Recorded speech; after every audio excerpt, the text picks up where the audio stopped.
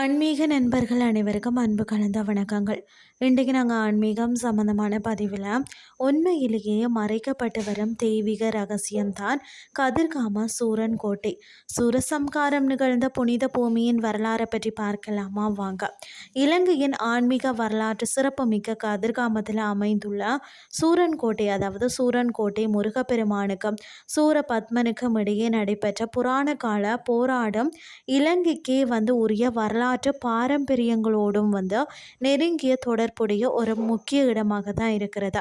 புராணங்களின்படி பார்த்தீங்கன்னா, அசுரகுல அரசரான சூரபத்மன் ஒட்டுமொத்த உலகையும் தன் ஆதிக்கத்தின் கீழ் கொண்டு வந்த தேவர்களை சிறைப்பிடித்து கொடுங்கோல் ஆட்சி புரிந்து வந்தான்.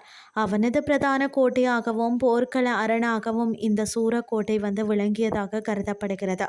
கதிர்காமத்துக்கு அருகில் உள்ள, அதாவது மலைப்பாங்கான மற்றும் அடர்ந்த காட்டு பகுதியான இந்த இடம்தான் சூரபத்மனின் படைகள் தங்கி போரிடுவதற்காக பயன்படுத்திய ஒரு பலத்த பாதுகாப்பு அரணாக நம்பப்படுகிறது. முருகப்பெருமான் தேவர்களை காப்பதற்காக சூரபத்மனுடன் போர் புரிய கதிர்காம பகுதிக்கு எழுந்தருளினார். சூரபத்மனின் தம்பிகளான தரகாசூரன், சிங்கமுகன் மற்றது அவனது படைகளை அழித்த பின்னர் இறுதியாக சூரபத்மனுடன் முருகப்பெருமான் போரிட்ட இடங்களுக்குள்ள கதிர்காமமும் ஒன்றாக இருக்கிறது.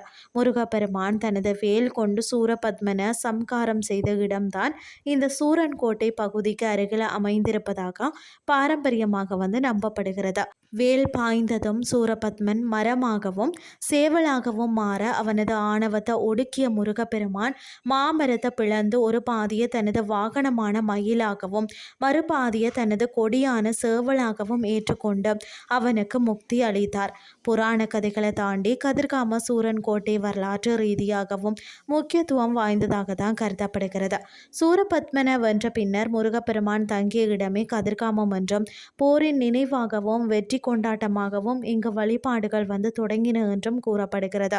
கதிர்காமத்தை சுற்றியுள்ள 7 மலைகளில் செல்ல கதிர்காமம், பழனி மலை, கதிரமலை போன்றவை இந்த சூரன்கோட்டை பகுதியும் அடங்குகிறது. முற்காலத்தில் முனிவர்களும் சித்தர்களும் தவம் புரிந்த இடமாகவும் போர்க்காலங்களின் போது அரசர்கள் மறைந்திருந்த இயற்கை அரணாகவும் இந்த கோட்டை பகுதி விளங்கியுள்ளது.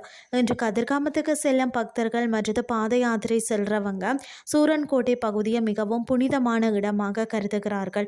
தீய சக்திகளை அழித்து நன்மையை நிலைநாட்டிய முருகப்பெருமானின் தெய்வீக ஆற்றல் இன்றும் அந்த மண்ணில் உறைந்திருப்பதாகவும் பக்தர்கள் நம்புறாங்க. குறிப்பாக கதிர்காம ஆடி உற்சவத்தின் போதும் கந்த சஷ்டி சூரசம்காரத்தின் போதும் இந்த வரலாற்று பின்னணிகள் பெரிதும் நினைவு கூறப்படுகிறதுனே சொல்லலாம். இன்றைய ஆன்மீகம் சார்ந்த பதிவு உங்களுக்கு பிரயோசனமாக அமைஞ்சிருக்கும்னு சொல்லி நான் நம்புகிறேன்.